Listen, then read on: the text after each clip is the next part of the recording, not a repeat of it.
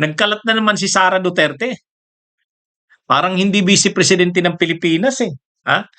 Mga kabunyog, mga kababayan. Lumabas na naman ang parang isip at ugaling bata. Ha? Napanood nyo na ba yon? In-interview siya ng media. Ha? Ngayong Pasko yon. In-interview siya. Ayun, tinanong siya, hindi mo bababatiin?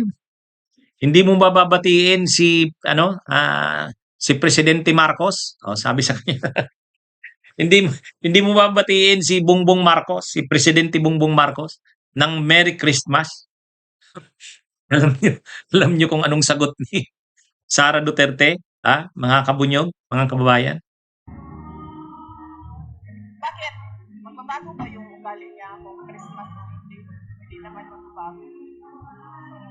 And in the same vein, magbabago ba yung ugali ko kung Christmas o hindi? Kung ayaw ko siya batiin kahapon na hindi Christmas, ayaw ko siya batiin ngayon na Pasko. Eh, ganun kasi ako na tao. Ayaw ko batiin ng mga ayaw ko batiin. Sabi ni Sara Duterte, sabi ni Sara Duterte, bakit ko naman siya babatiin? Bakit ko naman siya babatiin? Kahapon, nung nakaraang mga araw, hindi naman Pasko, hindi ko siya binati. Oh, bakit ngayong Pasko babatiin ko siya? Diba? Parang isip at ugaling bata eh. Parang bata na inagawan mo ng candy. Tapos sinasabihin mong makipagbati na, ayaw. Ha? Hindi, ang nakakaano dito, mga kabunyog, kasi hindi naman siya ordinaryong tao na eh. Vice Presidente siya ng Pilipinas. Pag Vice Presidente ka ng Pilipinas, kahit hindi ka pa naman presidente, kasi nandiyan ang presidente, pero nag-aakto ka na parang ano ka na. Kagalang-galang ang mga sinasabi mo, kagalang-galang ang ano mo, ang galaw mo, ang ugali mo. Hindi pwede yan. Kaya pag naiisip ng maraming tao, yan ba ang papalit kay PBBM? Kung may mangyari kay PBBM, yan ba ang papalit? Nag-aambisyon pa yan na maging presidente sa 2028, Ano yan, mga kabunyog, mga kababayan? Oh, sabi ni Sara Duterte, bakit ako? Bakit pag rinit ko ba siya, magbabago na ba siya? Sabi ni Sara Duterte, bakit pag rinit ko ba siya ng Merry Christmas o Maligayang Pasko, magbabago na ba siya? Mayroon bang magiging pagbabago sa kanya yon? Wala naman yatang mababago sa kanya, wag ko na lang siyang i-greet. Kaya mga kabunyog, matindi itong si Sara Duterte. Ang masama pa dito, makikita mo sa ekspresyon ng mukha niya. Yung wala. Kung sa atin, yung pag sinabi mong parang maging statesman. Yung tipong diplomatic, yung ang dating mo kagalang-galang. Dito wala. Ugali talaga. Kasing ugali ni Digong eh. Mas malala pa nga eh. Mas malala. No? Ano yan eh. Nakakaano itong si Sara Duterte. Sabagay, ano na yan? Talagang sobra na ang galit niya kay PBBM. Sobra na ang galit niya kay PBBM. Eh di ba noon nga, di ba gumaganyan na ngayon? Sumisinyas pa ng ganon. Tsaka yung di ba, yung may pagbabanta na nga siya kay PBBM at kay Lisa Araneta at saka kay Romualdez. Sobra talagang galit niya. Eh kaya ngayon, tinanong ng media, hindi po ba ninyo babatiin si PBBM ng maligayang Pasko? Umalma si Sara Duterte. Sabi niya, bakit? Bakit ko siya babatiin? Bakit niya raw babatiin? Mga kabunyog. Ang pagkakasabi ni Sara ganito. Ito yung pagkakasabi niya. Kung ayaw ko siyang batiin kahapon na hindi Christmas, ayaw ko siyang batiin ngayon na Pasko. Yan Yan yung eksaktong sinabi ni Sara Duterte. Kung ayaw niya raw batiin kahapon na hindi naman Christmas, bakit niya raw babatiin ngayon? May babago ba sa kanya? Sabi ni Sara Duterte. May mababago ba sa kanya? Magbabago ba siya kung babatiin ko siya? Ha? Bakit? Magbabago ba yung ugali niya kung Christmas o hindi? Hindi naman magbabago.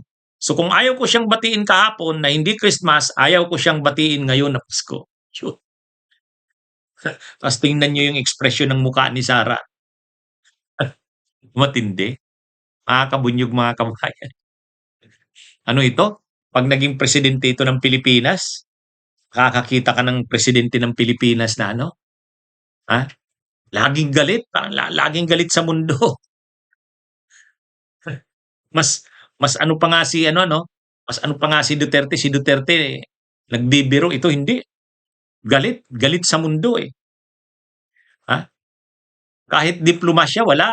Oh, kahit ano, kahit ano man lang diplomasya. Kasi ano siya eh, vice presidente, pangalawang pinakamataas na opisyal ng bansa. Dapat makita man lang 'yun sa kanya eh. Wala.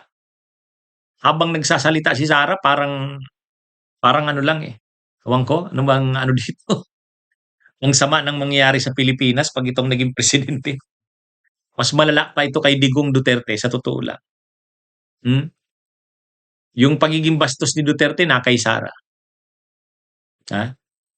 Yung pagiging ano, mainitin, yung pagiging vindictive, mapaghiganti na kay Sara. Oh, ang mas matindi dito, laging galit. Si Duterte, ano pa eh, may pagka, ano pa eh, nagbibiro pa. Pero ito si Sara, parang laging galit sa mundo eh. Yun na nga, simpleng magigreet lang, walang diplomasya sa kanya, sabi niya. Bakit ko siya igigreet? Ha? Bakit niya daw igigreet si PBBM? Magbabago ba siya? Oh, hindi ko siya, hindi, sabi ni Sara, hindi niya raw grinit nung nakaraan, bago, bakit? Magbabago na ba siya? Ha? Kung ayaw ko siyang batiin kahapon na hindi Christmas, ayaw ko siyang batiin ngayon. Anyway, yan si Sara Duterte, mga kabunyog, mga kababayan. At tinanong din si Sara tungkol sa ano, tungkol dun kay ano, kay Yussi Cabral, tungkol sa di umano'y nagpakamatay ito. Ang sabi niya, I think makakaapekto ito sa mental wellness ng mga undersecretary at mga assistant secretary. Dahil yung mga kaparte ng mga anomalya, mag-iisip na sila kung mahuhulog din ba sila sa bangin. Problema, hindi niya iniisip. Siya rin, mayroon din siyang mga undersecretaries at assistant secretaries. Hindi niya ba naiisip yon? Nagsalita na naman lang ito, hindi niya naman iniisip. Marami nga sa kanya mga ASEC at saka USEC kasama sa nakasuhan doon sa ombudsman. Ay doon pa nga lang ng pinatawag sa kamera. Natataranta na yung kanya mga ASEC at USEC eh. Na high blood na eh. Ha? O lalo na ngayon na may kaso sila sa ombudsman. Pagkatapos niyan sa ombudsman sa Sandigan Bayan, hindi niya ba naiisip?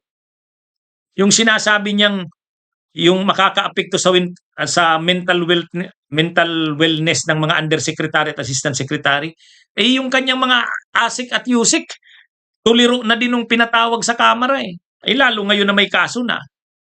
Hindi niya ba naiisip yun? Ito talagang si Sara Duterte. Ha?